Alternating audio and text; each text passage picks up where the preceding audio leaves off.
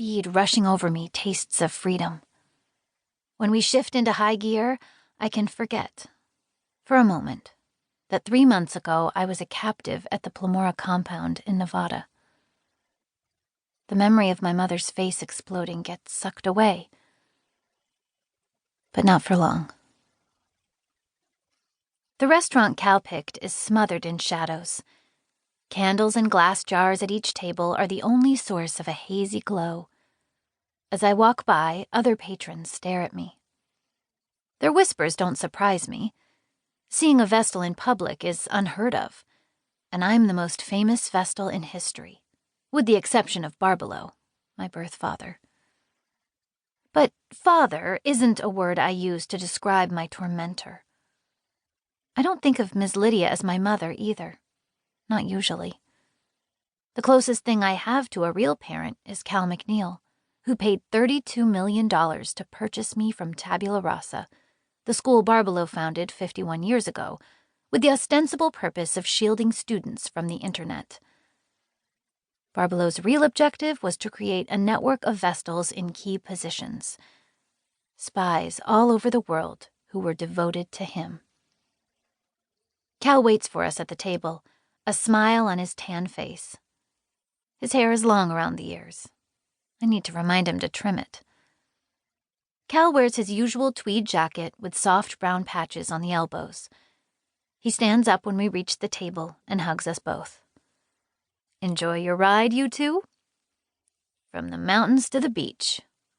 Seth slides into the booth. He pulls off his jacket and exposes forearms covered with ink. Seth also has tattoos on his face, the most prominent of which is the lion-headed cobra. That snake was the first thing about Seth I noticed.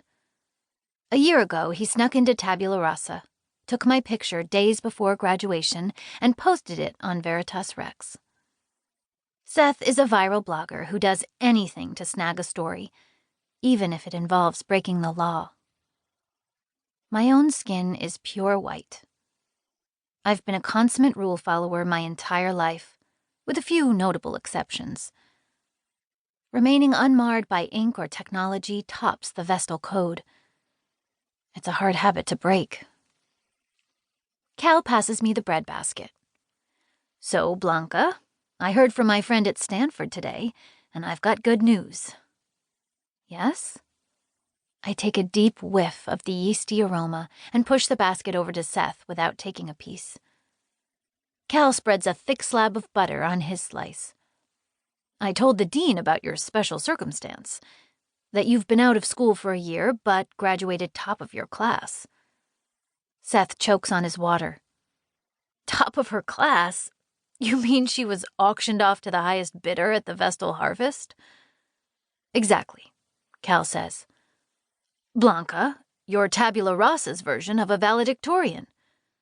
I told the dean that you had a classical education from a different era and that you were being tutored in science and technology so that you'd catch up in STEM by matriculation."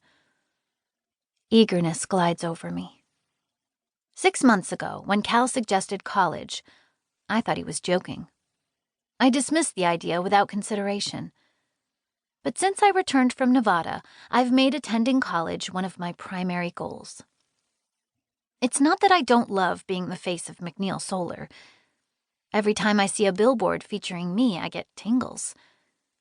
But representing McNeil Solar and actually understanding how solar power works are two different things. I don't want to be a token bobblehead. I want to be a real engineer who designs power systems and imagines new inventions. Cal wants to help me achieve that dream. Seth is so committed to Veritas Rex that there's no way he'll work for his dad's company. But maybe someday I'll join the McNeil Solar Board of Directors, and people will respect my opinion. It'll be another way I can be Cal's daughter. I'll become his intellectual heir. What did the dean say? My knees shake with excitement until I tense my muscles. Cal puts down his butter knife. "He knows who you are, of course.